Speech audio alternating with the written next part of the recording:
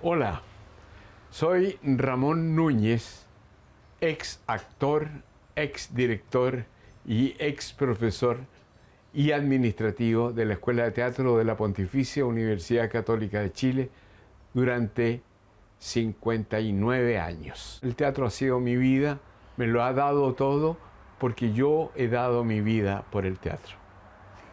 Ramón, muchísimas gracias por recibirnos en tu casa y en este espacio que tú me dijiste que se llamaba la Egoteca. Esta Sí, parte de aquí es esta parte de... mi egoteca, y eso de ahí también, donde están los premios y y todo el parte de los recorrido. diplomas. Oye, Ramón, bueno, tú has recibido prácticamente todos los premios que el público y la crítica y el Estado pueden dar a un artista. Sí. Así que me imagino que estás muy orgulloso de eso. Estás a punto ya en los 84, de cumplir 84, y viéndote en este último tiempo por otras razones, yo me pregunté por qué Ramón no está haciendo teatro cuando tiene la vitalidad, la fuerza, la lucidez para seguir entregando a nuevas generaciones parte de esa experiencia. Bueno, la respuesta daría para un seminario, creo yo. Démosle. Pero no es una razón, son varias. La primera es que se me acabó la vanidad. No tengo ninguna ganas de mostrarle al público lo que puedo, lo que debo, lo que tengo que hacer arriba de un escenario como actor.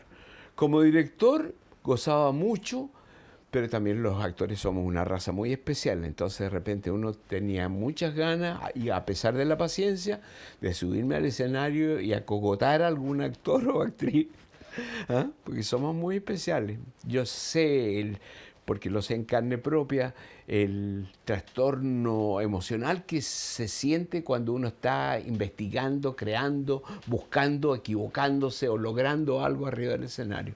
Lo entiendo. Es muy complejo. Hasta hace poco, después de tener en el cuerpo 208 obras que he hecho, más que la Sara Bernard, el hecho de que antes de entrar a escena, pero impajaritablemente decía yo, ¿por qué no habré estudiado leyes como quería mi mamita? Siempre. Eso no se pasa. Siempre. Era una gana, un terror. Pero pisaba el escenario y yo empezaba a pensar como el personaje. ¿Y eso no te hace falta? Para nada. Para nada. Para nada. Porque tú primero decidiste dejar de actuar. Sí. Y luego cumpliste 80 años y la Católica decidió dejar de tenerte como profesor. Sí. ¿Cómo fue ese momento?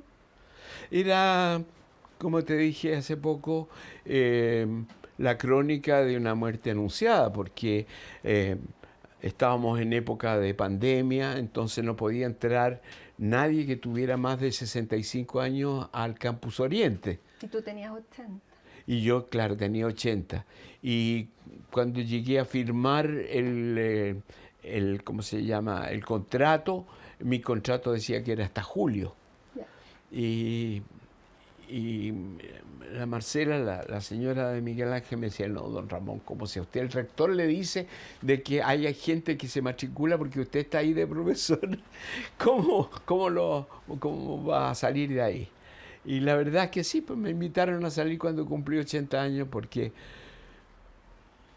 por diversas razones que ellos daban, económicas, que era un profesor muy caro y que no les convenía, y que se iba a ver en el teatro de la Universidad Católica, iban a hacer un ciclo con las materias que yo uso y enseñaba. ¿Y cómo convive eso con el discurso de que las personas mayores tienen que seguir activas? Eso tendría que preguntárselo a los que me invitaron a dejarlo. Pero no hay ningún resquemor ni ninguna... Pero tú te mantienes activo. Sí. Y sigues haciendo algunos trabajos además. Sí. Sí, de lecturas, lecturas dramatizadas. El viernes pasado tuve la presentación de el ciclo de la sierra, del ciclo de la obra de Kafka en la Academia Chilena de Bellas Artes, en la cual soy miembro honorario, solo le falta que me echen incienso nomás. Y ahí estuve y me preocupé, estuve con Ricardo Gaeta haciendo este unipersonal que estuvo viniendo para acá para ver las últimas cosas, que era el proceso. Sí, me mantengo en eso, pero en un plano distinto, lejano, ¿eh? Y doy consejos cuando me lo piden. Y si no... Bueno, pero además tú has sido formador de generaciones. ¿Cuántas generaciones? Imagínate, del año 60 y... Más de 50 generaciones. 60, 70, 65 más o menos, 66. Ya, 60 generaciones. Claro. Bueno, con ese 60, había sacado la cuenta 60 No. generaciones ya. Me imagino que nunca estás solo. ¿Cómo? ¿Solo socialmente Sí. o...? No. No, No, con nunca. ese nivel. No. Además que no echo mucho de menos a la gente como para sentirme con gente al lado y que me hablen o que me escuchen. No, me gusta recibir gente en mi casa y te agradezco una vez más que hayan venido a mi casa en vez de tener que ir a un estudio porque aquí me siento más cómodo, Sin más duda. confortable en este que es mi ruco. Y bueno, y tu vida no es solitaria porque está tu hijo, tu nuera y tus nietos, Sí, que son, o sea, se te ilumina la cara ya. sí, sí. Ramón, bueno, quiero saber entonces y que podamos contar tu trayectoria, porque ¿cómo se hace un actor de las características y de la talla de Ramón Núñez? Porque partiste chiquitito leyendo unos libretos de tu papá, que era actor aficionado Sí. o amateur en Melipilla. Sí. ¿Siempre quisiste ser actor? No sé, pero la curiosidad era latente, porque escuchaba desde que tenía uso de razón la anécdota que mi padre contaba sobre el teatro. Y le preguntaba yo a mi mamá, mamá, ¿y cómo es el teatro? Íbamos al cine en Melipilla, que en esa época se llamaba Biógrafo. Sí. Entonces veíamos todos los días una película distinta. Y ella me decía, es como en el Biógrafo, me decía. Yo le decía, pero ¿cómo? ¿Y caben aviones y caben animales y autos en ese? No, me decía, eso lo quitan, lo obvian, generalmente hay un living, una cosa así, me decía ella. Y no podía entender, hasta que me trajeron a Santiago a ver una obra de teatro que me dejó muy decepcionado, porque No había nada de eso. no había nada de lo que yo me imaginé. Y sin embargo, después me trajeron a ver al municipal, a ver Rigoletto, y ahí yo quedé fascinado. Quedé fascinado con el ¿Qué edad teatro. tenías ahí? 7 u 8 años, Ya, creo. chico. Sí. Y en el INBA, en el Internado Nacional Barros Arana, donde estudiaste, ¿ahí creaste o participaste? No sé si fuiste el creador o participaste del grupo de teatro. No fui creador. Existía esporádicamente la ACATEIMBA, Academia de Teatro del Internado Nacional Barros Arana. Y ahí empezaste a desplegarte. Ahí empecé a desplegarme, sí. Y me llamó un señor de apellido Casenave que trabajaba en contabilidad y parece que él había hecho cosas antes o él era el director y me dio el rol titular. No sé si cómo me lo dio, pero me lo dio el rol titular. Y hay una anécdota, Alfredo Sanchén, que es el gerente, director del Teatro Nescafé de las Artes, hacía un tipo, como un guardia ahí. Y era un niñito, pues yo soy mayor que Alfredo. Y dice Alfredo que a él le gustaba mucho el teatro, mucho, y quería ser actor. Pero dice en un libro que de esos que nos regalaron en cierta oportunidad en el Teatro Nescafé de las Artes, que me vio actuar a mí y dijo, no, yo me voy a dedicar al teatro, pero en la parte de atrás, dijo. Ya, hizo súper bien. No sé, pero le ha ido muy bien. Oye, ¿y tu mamá en esa época te decía que mejor dedícate a estudiar leyes? Ya, pero eso no te resonó nunca. No, nunca tener que aprenderme los códigos de memoria y Ya, todo pero eso. le dijiste a tu papá que sí estaba estudiando leyes. Sí, le mentí.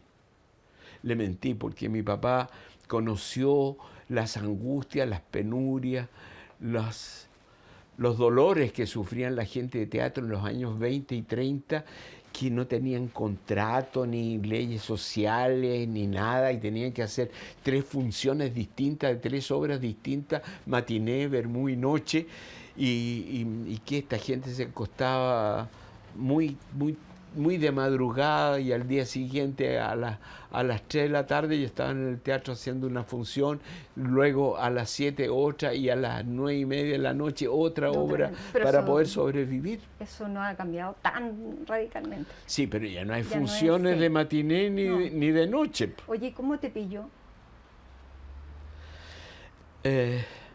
Me pilló porque él sospechaba algo. Me pilló cuando Jorge Nostroza, el creador de Adiós al séptimo de línea, después, cuando yo estaba en el Barros Arana, me felicitó por la obra y le dijo a mi papá que yo debería estudiar actuación. Y mi papá puso una cara muy seria, muy seria. Y no recuerdo cómo fue, pero él descubrió que yo estaba estudiando teatro. Me dolió mucho que una vez le escuché decir a él con unos amigos que no sabía si estaba estudiando para payaso o para saltimbanqui, una cosa así. Pero por supuesto que con el tiempo después él se le caía la baba cuando me veía actuar y qué sé yo. Bueno, porque era el temor a que no fuera lo suficientemente estable para mantener una vida. Exactamente. Pero bueno, eso no se... no y fue pasaba así. unas penurias terribles yo, porque venía de Melipilla a estudiar a Santiago. Venían unos camiones. No todo el tiempo. A veces me venía en un tren que salía a las 7 de la mañana de Melipilla. Y como no tenía plata, me venía encerrado en lo que es el servicio higiénico del tren hasta Talagante. Claro, en el baño. Y ahí salía. Pero lo de los camiones era peor, ¿o no? No, lo de los camiones, lo que pasa es que venían camiones o un camión cada cierto tiempo, tampoco era todos los días, que venían de San Antonio con la pesca y los mariscos de toda la zona central que los traían al terminal pesquero. Entonces, a veces me traían en la cabina, ¿Ya? el chofer con un pioneta, pero otras veces venía el chofer y 3 pionetas al lado, entonces me llevaban atrás. Y atrás quiere decir en las cajas con jaivas, con cholgas, con pescado. Ahí me estaba yo tapado con una lona, aferrado desde Santiago, desde Melipilla hasta Santiago. ¿Y con qué olor llegabas? Pero imagínate, me dejaban en la estación central y yo tenía, para no gastar plata en micro, me venía a pie de la estación central hasta las Tarrias 90, en la calle que está frente a Portugal. Ahí estaba la Academia de Arte Dramático del Teatro Ensayo de la Universidad Católica donde yo estudiaba. Entonces llegaba 20 minutos antes de mis clases a ducharme con agua helada para sacarme el olor a cholga. Ya. Eso demuestra la pasión que tenías por estudiar teatro. Sí, me asombra a mí las cosas que hice. Pero sin duda. Ya, y te convertiste en el mejor alumno. No sé si fui el mejor o no. Porque... Bueno, pero el día que egresaste empezaste a trabajar en la Pérgola de las Flores. Antes.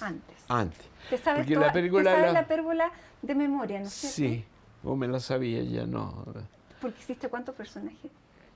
Todos, pues, excepto la Carmela y la señora Rosaura. Como Pierre. No. Yo partí, la primera que partió fue la Silvia Santelice, que era compañera mía, haciendo damitas jóvenes o una de las flappers. Y después me llamaron a mí haciendo roles pequeños, como el paltero, el vendedor del diario, un joven de la sociedad, que tú lo hiciste, Miguel, también cuando hicimos la Pérgola. Miguel es el hijo que está aquí atrás, así claro. Que ustedes se lo perdieron. Después lo van a ver. Y resulta que después, un día, la secretaria del Teatro de Ensayo de la Católica me llama a la escuela, y la secretaria de la escuela me dice, don Eugenio Didon, que era como el Papa, que Eugenio Didon te llamara a ti. Yo tenía 19 años y me dice, que quiere hablar contigo. Y dije yo, ¿qué ¿Qué embarrada hice? me habré pegado, Dios mío? Que este señor que era como entre el Papa y Peter Brook me está llamando. Ya, llegué allá, lo esperé. Entró Eugenio y me dijo, siéntate. Y me dijo, ¿es verdad que te sabes la pérgola de memoria? Sí, señor, le dije yo, porque iba a todas las funciones. Y me dijo, ah, bueno, entonces esta tarde tú vas a reemplazar al peluquero. ¿Pero por qué? Le dije yo, ¿y qué pasa? Porque en esa época el rol del peluquero ya lo hacía Eduardo Naveda. El titular fue Hernán Letelier, pero después dejó de hacerlo y lo siguió haciendo Eduardo Naveda. Y Eugenio me dijo, es que murió la madre de Naveda, está en provincia y él fue a verla y hay que hacer la función esta tarde. Así que eso lo vas a hacer tú. Le dije yo, pero Eugenio Guzmán, que es el director de la pérgola, está en Estados Unidos. ¿Quién me va a vigilar a mí? Yo te voy a echar un vistazo. Ahora anda donde la minita para que te vea la ropa, que te calce bien todo. Tú cantas, ¿no? Bueno, sí, algo. Ya entonces, pues me dijo que el maestro Diego de Paredes lo vamos a citar a las 5 para que vea la canción inicial y todo eso. Y lo hice perfectamente bien. Y ahí, después del peluquero, pasé a hacer... Y hay una versión en blanco y negro del año 1974, en la cual yo hago el peluquero. Sí, lo vi. Ahí estoy. Sí. Ahí estoy con la Silvia haciendo Sí. el peluquero. Con la Silvia Piñeiro. Con la Silvia que Piñeiro. era una de tus musas. Sí, por supuesto. Yo creo que esa es la única obra en la cual yo me he visto y me he encontrado muy bien. Bueno, La única. ya. Porque soy el peor juez. Y después pasé a ser el alcalde, el Tomasito. Ya, todos los... Y después tú dijiste, quiero ir a estudiar dirección de teatro. ¿Cómo llegaste a Londres? Estudié 2 años inglés en el Instituto Chileno Británico de Cultura. Me gané una beca el segundo año y postulé 2 años también a una beca de arte que existía, que daba al British Council. No la gané ni en el primero ni en el segundo año, y en el tercero sí me la gané. Y le escribí a Fernando de Besa, el dramaturgo, fundador del Teatro Ensayo, que era el agregado cultural de Chile en Inglaterra. Y le dije, yo quiero ir a la RADA, la Royal Academy of Dramatic Art. Y me dijo, no, ¿qué vas a ir ahí? Me dijo, eso está muy pasado de moda, es muy convencional. Hay una escuela, me dijo, que es top, lo mejor del mundo. La mejor escuela de teatro en el mundo occidental, me dijo. Se llama Drama Centre London. Y ahí llegué. Lo que yo no sabía es que tenía que llegar antes a dar los exámenes de admisión. Ya. Entonces, el director del British Council habló con el agregado cultural inglés y le dijo, mire, yo pongo las manos al fuego por este señor. Y el agregado cultural le envió una carta al British Arts, una cosa así, al Art Community, una cosa así, y le dijo, el señor Ramón Núñez por factores de salud no puede asistir antes, así que nosotros, Arts Council se llama, la institución que maneja económicamente todas las instituciones aprobadas por el Estado británico para que funcionen con seguridad. Ya. Y una de ellas era esta escuela, el Drama Center. ¿Cómo era tu inglés en ese momento? Bueno, yo creí que sabía hablar inglés, pero llegué a Inglaterra y no entendía una palabra, nada, Además, nada. era el salto, nada. Melipilla, Santiago, Londres. Sí, igual que la Carmela de San Rosendo. Ahí llegaste. Ahí llegué, yo pensé ahí que, sentiste te digo, yo creí que sabía inglés, pero no entendía nada por los modismos. Nosotros no nos damos cuenta, pero nadie nos entiende a nosotros los chilenos porque tenemos un idioma que es chileno, es distinto al español que se habla en el resto del mundo. Y así este inglés británico. Entonces, ya, Sí, pero tuviste que ahora adaptar. ya quedé con acento británico. Pero un gran acento británico. Pero no me lo puedo sacar de Pero es precioso encima, el acento no me lo puedo británico. así. Ramón, Enrique VIII me pusieron una vez que estuve en Tantauco. oye, ¿y te enamoraste del teatro inglés? pero si es el mejor del mundo, ¿cómo no me voy a enamorar? Y tenía una ventaja, pero increíble, entre las enormes ventajas que tenía por estar becado por el British Council. Iba al teatro 3 veces por semana, gratis. O sea, yo me pagaba la entrada, me guardaba la etiqueta y lo juntaba todo, los ponía dentro de un sobre, los cerraba el sobre y los mandaba vía correo al British Council. Y 3 días después tenía la cuenta del banco mío en el Lloyds, ya tenía esa plata entregada a mi cuenta corriente. ¿Y cómo vivías allá con la beca? Pero sí, era estupenda la beca. Me pagaban la educación, me pagaban abrigo de invierno, me pagaban libros. Ya, ¿y estuviste cuánto? 3 años. 2 años y 9 meses exactamente. Ya, ¿y te viniste con dolor? Absolutamente. Pues sí, hasta trabajo me ofrecieron en el Royal Court Theatre. Pero yo no pude aceptarlo porque se iniciaba una etapa nueva, como te dije antes. Y había que pagar la beca. No, yo lo consulté para acá y ya existía la Escuela de Artes de la Comunicación y me dijeron, no, la universidad no te ha llevado para allá y te ha conservado tu sueldo aquí, es porque está invirtiendo en tu educación y tú tienes que venir a devolver eso. Y me pareció que tenían toda la razón. Así que con dolor de mi corazón me vine a Chile, pero no estoy arrepentido. No. Bueno, y empezaste la docencia acá también. Empecé con docencia. Me contaron tus alumnos que el día del cumpleaños de Shakespeare tú llegabas con una torta y a cantar el cumpleaños feliz. Sí. ¿Por sí, qué? La torta me la llama Miguel con la Marcela. ¿Te acuerdas, hijo? ¿Por qué? Esa era una forma de llevar Shakespeare a tus alumnos, porque era necesario que hablaran de él, ¿o no? No. Era A mí no me tocaba pasar. Puro amor. A mí no me tocaba pasar Shakespeare en ese momento, pero era como un calducho, una fiesta que hacíamos nosotros. Y en más de una ocasión, la Marcela, la esposa de mi hijo, me llevaba la torta que yo le había encargado, no sé dónde la compraban, pero la llevaba para allá y llevaba sándwiches y llegaba y tomábamos té.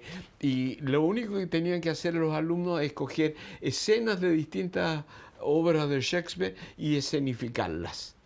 Y después hablábamos sobre la obra y hablábamos en la semejanza con Lope de Vega, con Tirso, con Calderón. Hacíamos los nexos culturales. Era el 23 de abril. El 23 de abril, claro. Ahora, ¿eras fregado de profesor? Sí, supongo que sí. Sí, no sé. Sí, era muy exigente. Ya. Muy exigente. Porque si había que la clase empezaba a las 9, a las 9:10 se cerraban las puertas y no entraba nadie. Después ya me flexibilicé un poco, los dejaba entrar, pero los ponía ausentes. Vale. Ahora a esos ausentes les bajaba el terror porque con determinado porcentaje de ausencia no pasaban de curso. Pero eso nunca se lo dije, que yo les ponía presente igual. Después calladito. En el fondo. Claro, como ya no estoy ahí, ahora puedo decirlo que sí, lo ponía presente. Disciplinado, riguroso, en el último tiempo me imagino que no aceptaba entrar a las clases con celular. No, sí aceptaba. Sí, pero que no sonaba. Sí aceptaba, pero todos tenían que ponerla en silencio o modo avión, lo que fuera, pero no podían. Ahora, lo aceptaba porque muchos de ellos, cuando estábamos en el plan de elegir la obra con la cual íbamos a trabajar, la podían ver inmediatamente en su correo, Claro. leerla y les era mucho más fácil. ¿Qué pasaba cuando un alumno no tenía talento? O el talento, igual, si no tienes talento, con el estudio se puede desarrollar. O no sé si desarrollar, pero ¿se puede suplir con trabajo la falta de talento? Sí. Ya. Sí, sin lugar a duda. No sé qué es lo que les decía, pero yo creo que el talento uno lo adquiere desde muy joven y talento no es más que seguir las leyes de la naturaleza en un contexto artificial que es el teatro. Eso es todo. y ser capaz de respetar los puntos gramaticales de punto y todo eso para poder enunciar una frase con sentido. Pero no recuerdo haber retado a alguien porque no tuviera talento. Los retaba sí, porque no habían trabajado lo suficiente para entregar un ejercicio que era muy claro en el camino a construir parcial, total y redondamente los caminos a encontrar la psicología interna de un personaje. ¿Cómo se llega a construir un personaje? No, pues eso te da para 2 años la respuesta. Ya, okay. Hay una materia que yo aprendí en Londres con mi maestro Jack Maldon, que está ahí, que se llama el movimiento psicológico. Si tú me pones entre la espada y la pared, te diré que el principio es muy simple. Todo gesto, toda emisión verbal que nosotros hacemos en la vida diaria corresponde a una respuesta orgánica exterior de algo que nos pasa adentro. Ya sea aquí en el subcutáneo, como decía la Desideria, o aquí en el corazón, ¿no es cierto? Ya, ese es el principio. Pero está basado también en los tipos psicológicos de Jung, en el expresionismo alemán, en eso. Hay que estudiar, básicamente. Claro. Ya. En esa época, tú llegaste el 72 de Londres. Sí, mamá. ¿Cómo te pilló el golpe? ¿Dónde estabas tú? ¿Qué estabas haciendo?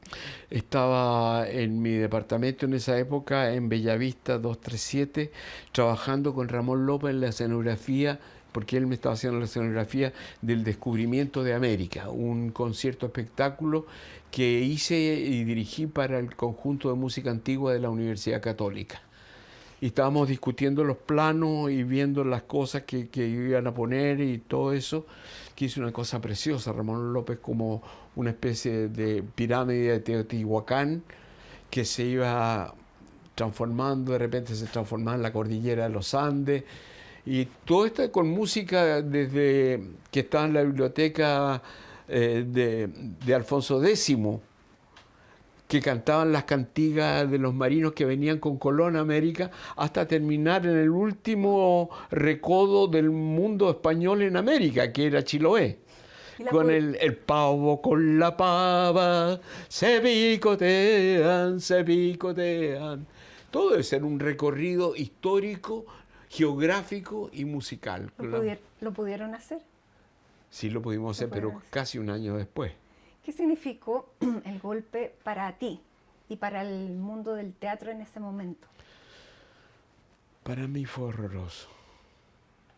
Fue uno de los atentados contra la cultura más tenebrosos que yo me pude haber imaginado nunca. Hay un señor que hizo un estudio y un libro que yo no tenía noticia de eso, pero vi cuando las tanquetas apuntaban hacia el Museo de Bellas Artes y dice que ahí estaba yo llorando, mirando esto.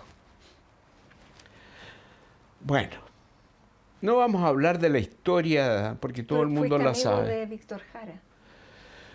Fui ayudante del Negro Jara hasta meses antes de irme a Inglaterra.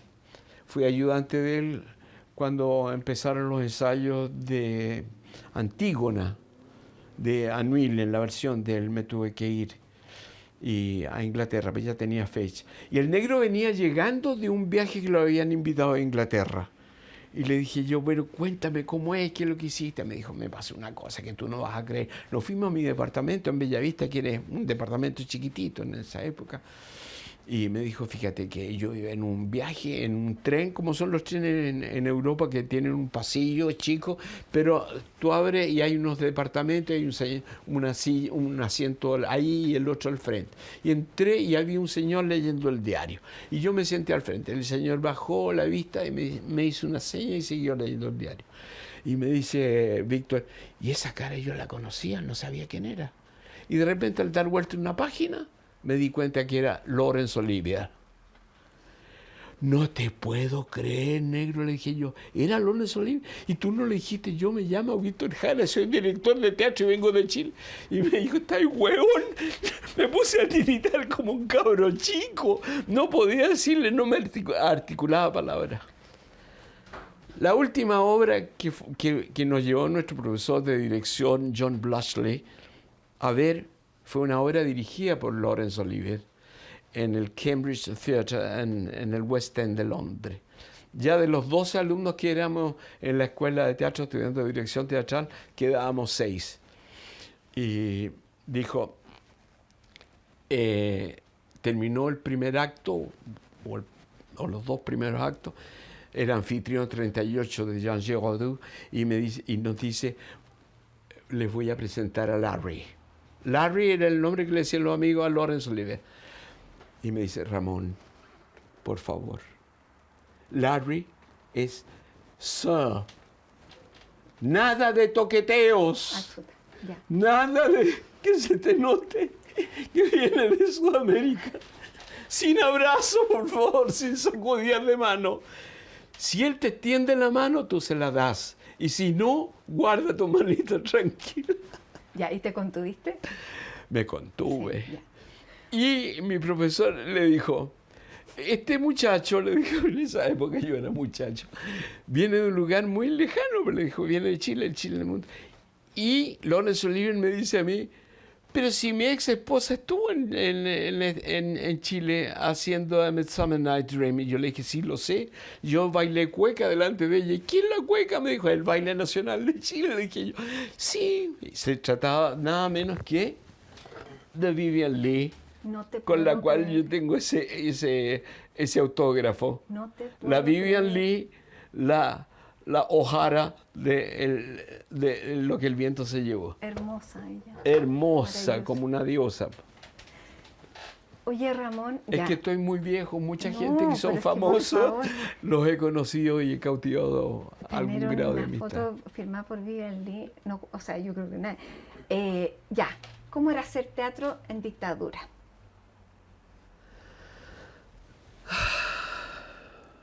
Bueno, primero que nada los teatros se cerraron.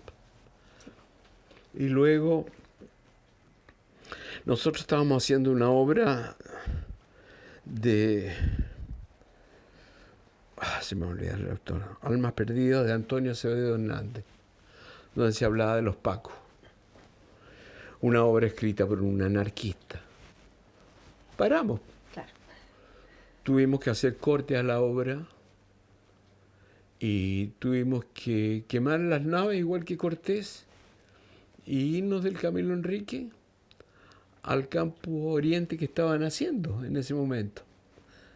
Y nos dieron una sala que debe haber tenido unos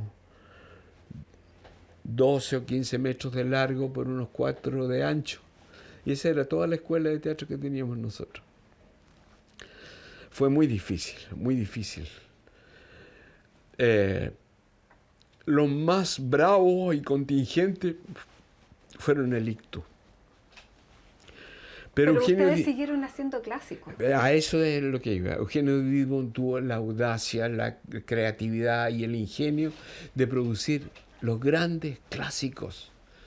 También con algún grado de incertidumbre, porque lo primero que se montó fue La vida es sueño de Pedro Calderón de la Barca, donde el Tito, por supuesto, hacía a Segismundo, que es un grito a la libertad. Pero una vez terminada la obra, aquellos que habían sido víctimas del golpe de Estado se ponían de pie a aplaudir. Y después que se sentaban ellos, se ponían de pie los partidarios del golpe para aplaudir también que por fin había llegado la libertad para ellos. Esas son las incongruencias sociopolíticas de la sociedad. Ramón, vamos a hacer una pausa aquí en CNN Íntimo y vamos a volver con uno de tus grandes personajes que yo sé que ya está bien aburrido que te lo saquen, pero lo recordamos todos, a Don Goyo. Así que hacemos la pausa y volvemos con Don Goyo. Okay.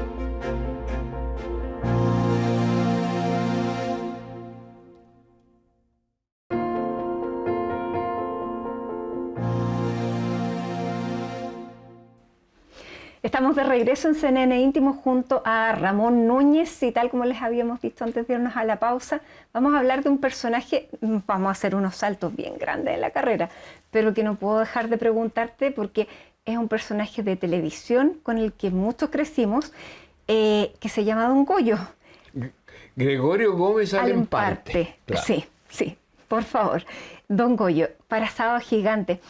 Cuéntame de ese personaje, porque con ese personaje te hiciste tremendamente famoso ya en forma bien masiva. Sí. No podías veranear porque te sacaban fotos y era imposible. No solo me sacaban fotos, sino que se me tiraban encima. Ya, Don Goyo. En los supermercados, era una cosa espantosa.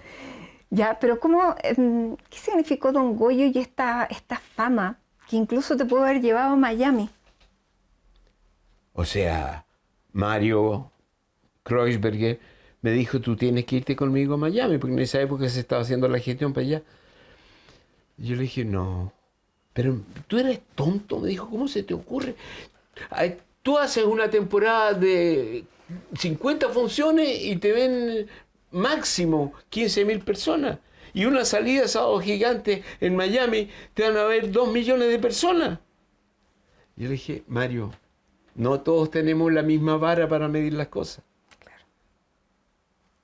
¿Ah? ¿Qué era importante para ti? Los alumnos de la escuela, mi profesión aquí, pero fundamentalmente la docencia.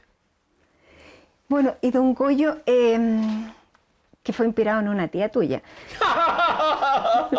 Sí, sí, ¿no es cierto? Sí, mi tía Raquel Núñez de Valdivieso. También era muy vinosa. Claro, muy dejó de llamarse Núñez para ser Raquel de Valdivieso. De Valdivieso. Claro. Y bueno, un personaje que era el típico chanta, finalmente, muy, con, digamos, una estirpe, una alcurnia muy elevada, pero finalmente un embaucador. Sí, y además sin tener dónde caerse muerto. Entonces un viejo sin vergüenza, asaltando a medio mundo, le pedía plata hasta a los nietos, pues, embaucador. Un claro. Sinvergüenza, y un viejo además caliente. Pues. Con la Estelita, con la Maite Montenegro. Con la Maitén y después con la señorita Noelia, porque era ¿cómo se llama la actriz argentina? La Cristina Tocco. Cristina Tocco, esa era la mejor parte, porque me hundían las pechugas la Cristina. Y eso era de verdad.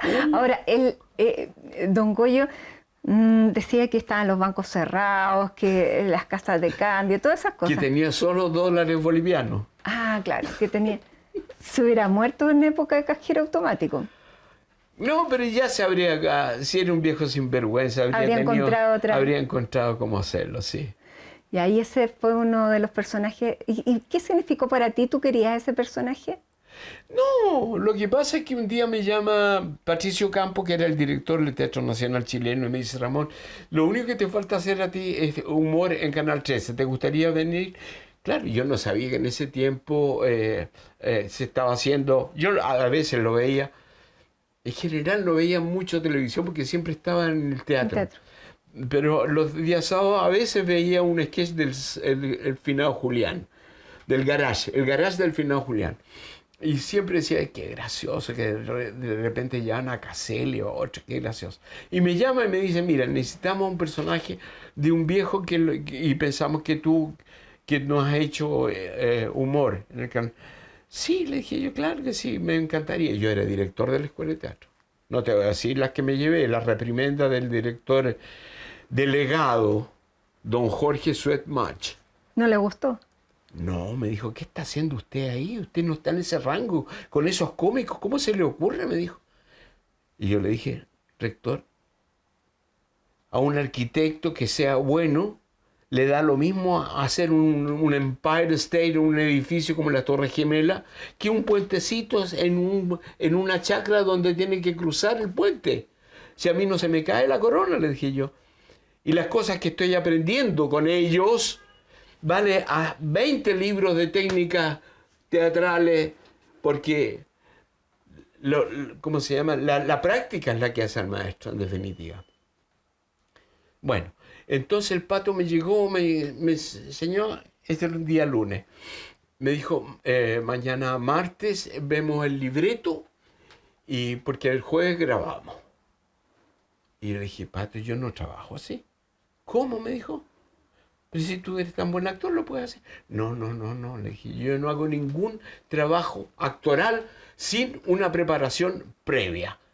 Yo tengo que meterme en el personaje, tengo que investigar, tengo que saber cómo es, tengo que averiguarlo, tengo que encontrarlo, tengo que percibirlo. Y así fui como me pasé y me dijo, pero es que así no se trabaja así. Entonces, pues le dije, yo llama a muchos actores muy buenos que pueden hacerlo y que lo necesitan. Yo no lo necesito. No, espérate, pues me dijo, pero espérate, ¿cómo conversar? Se fue un rato, volvió y me dijo, bueno, ¿cuántos días necesitas? Porque más de 5 días no puede ser. No insistas, Pato, le dije yo. No, no, no insistas, por favor. Yo te doy un plazo. Lo mío son 20 días como mínimo, para tener un esbozo. No, me dijo, no puede ser. Bueno, pues Pato, entonces, te quiero mucho, te dejo y listo. Había sido, te dije, alumno mío en Pato Campo, de dirección. Y me llamaron de nuevo. Bueno, me dije, qué bueno. Ahí tenés. Bueno, así se respeta un actor a sí mismo. Claro. Y entonces empecé a hacer un Goyo asqueroso, mugriento, qué sé yo. Porque sí. y este fue un regreso a Canal 13 en otro rol, porque tú fuiste director de actores de La Madrastra. Sí.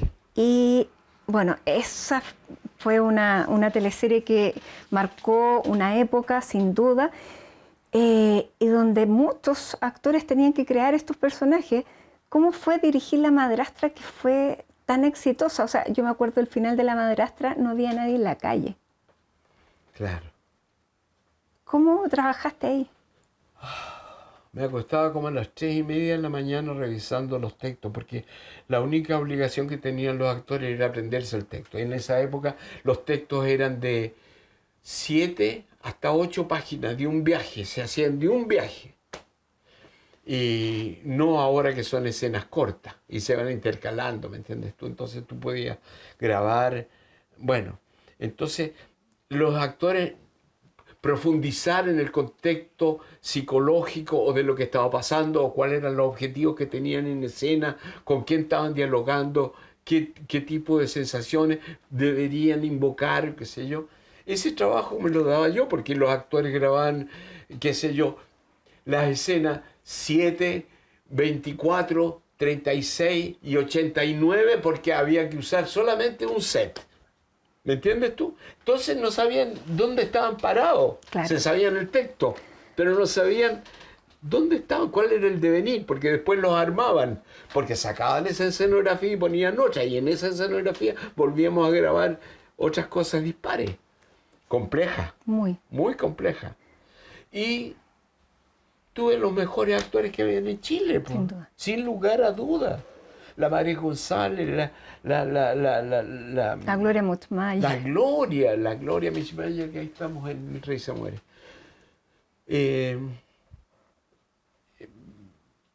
La Nelly Meruane, la Silvia Santelices. Bueno, tanta Cristian gente. Campos. Cristian Campos lo llevé yo para hacer el Greco.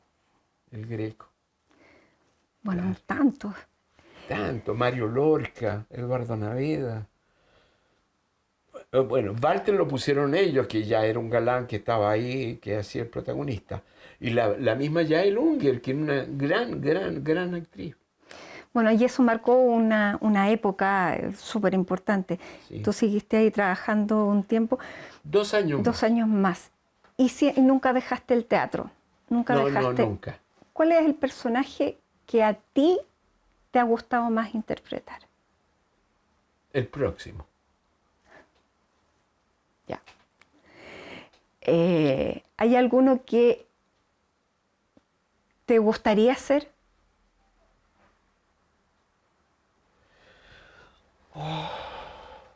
Me gustaría, pero no lo voy a hacer. Me gustaría haber hecho Falstaff, de las alegres comadres de Windsor, de Shakespeare. Me hubiera gustado hacer Polonio, de Hamlet. Y me hubiese gustado haber hecho el padre en la muerte de un vendedor viajero. Eso me habría gustado haber hecho en el pasado. ¿Y por qué tú dijiste el próximo?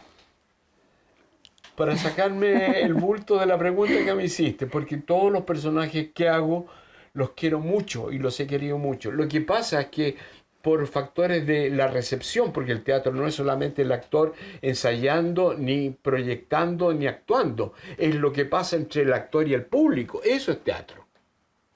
Entonces el público, hay algunas obras que parecen tener mayor repercusión que otras. Sí. Entonces, una obra que estuvo 3 años en cartelera fue esto, El Bourgeois Gentilhombre, Sí. donde yo hacía Monsieur Jordan, el protagonista. Y después de no me acuerdo, 17 años, se volvió a poner en escena con otra dirección, esta vez de Ramón López, y se siguió haciendo. Ahora, bueno, no, ya no lo hiciste, pero quién sabe, porque hay actores que tienen 90 años y que siguen haciendo teatro. Sí, pero, ¿Cómo te definirías tú como actor? No tengo idea. ¿No? Como yo no me veo. ¿Qué te parece el teatro que se está haciendo hoy? Sigue teniendo muy buenos actores, pero ¿cómo evitar caer en la estúpida nostalgia senil de que todo tiempo pasado fue mejor, ¿no es cierto? Pero es que fue mejor, Hoy en día, las escenografías que se hacían, por decirte algo, en el Teatro Experimental de la Universidad de Chile o en el Teatro Ensayo en la Universidad Católica, se reducen en una mesa con 2 sillas y un telón negro atrás nomás. Bueno, las compañías no pueden tener más de 4 actores porque... No. Entonces, la pobreza franciscana, aun cuando existe la ayuda generosa en algunas ocasiones del Ministerio de la Cultura, las Artes y el Patrimonio, eso lo sé porque yo fui 2 años miembro del Consejo de Artes Escénicas del Ministerio, que se creó cuando yo entré. Ya, hay falta de presupuesto. Pero la sociedad de estos días, ¿cómo conversa con el teatro? ¿Lo está reflejando? ¿Qué pasa con esa conversación de ida y vuelta que es el teatro en un momento social? Es que en los movimientos sociales siempre están presentes en el teatro. Y antes, el ir al teatro en los años 60 y 70 era encontrar una respuesta social a las inquietudes políticas, económicas, morales, religiosas y de toda índole que la sociedad se veía reflejada en sí misma. Hoy en día, con la velocidad de los medios de comunicación y la saturación exacerbada y maligna de los WhatsApp y de las redes sociales que nos atiborran con todo eso, ya eso se ha transformado como en un boomerang. Es una cosa que uno los ve y ya quisiera no haberlo visto y enseguida te llegan 28 WhatsApp de un viaje y anunciando esto, este otro, lo más allá, hasta que tú dices no quiero más con esto. ¿Tú sabes que hay una actriz que hicieron por inteligencia artificial? No sabía. Sí, hay una actriz muy bonita que no tiene ni una maña y que puede hacerlo. Bueno, vamos a ver qué es lo que puede hacer. Pero claro, eso sirve en pantalla. Pero tú no crees que en este desarrollo de inteligencia artificial, de cosas virtuales, la artesanía de lo hecho por el hombre, el teatro sobre un escenario, pueda cobrar más relevancia porque lo humano va a ser probablemente escaso? Mire, tal como vamos, es probable que el mono, la máquina, el robot, hecho por el hombre, buscando todos los recovecos físicos y psicológicos que tiene el hombre, pueda superarnos y llegar a la hecatombe como si fuera una bomba atómica a nivel mundial y hacernos desaparecer. Aun cuando yo tengo fe, tengo fe en que la estupidez no puede ser congénita. Yo creo que el teatro va a existir mientras haya gente que pueda, por el teatro, reflejarse a sí misma y aprender de los dolores, las angustias y las alegrías del ser humano. Tú hablabas del teatro en dictadura, que podía tener esa magia de interpretar a sectores muy distintos. Hoy día estamos viviendo una situación social muy polarizada. ¿Cuál es el rol del teatro hoy? No te puedo decir cuál es. No, claro. Son variadas las compañías, son variados los puntos de vista, son variadas las obras, son variados los públicos que van a verlos también. Pero hoy día ya no hay temporadas, pues. Se trabaja 2 meses en una obra y la temporada son 12 funciones y con eso basta y listo y te vas para la casa. Yo creo que el público tampoco es tonto, pues. No le pasan gato por liebre. Y el público se entretiene más con la televisión o con otros medios, pero la presencia del actor vivo arriba del escenario es algo impagable, porque se crea mágicamente un lazo emocional y latente con lo que pasa en el espectáculo. Por eso yo alabo a la gente que sin tener cultura artística alguna se convierten para mí en el mejor público. Aquel que simplemente puede decir, creí todo lo que pasó ahí, me reí y lloré al mismo tiempo.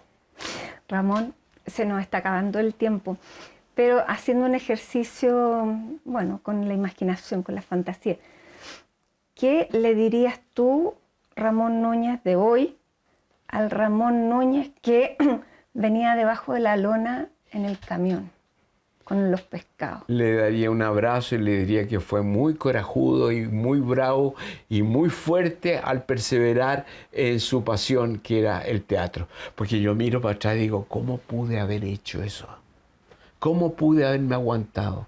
¿Cómo si las clases terminaban a la 1 y después nos íbamos a juntar a las 3 en el mismo lugar para preparar una escenita?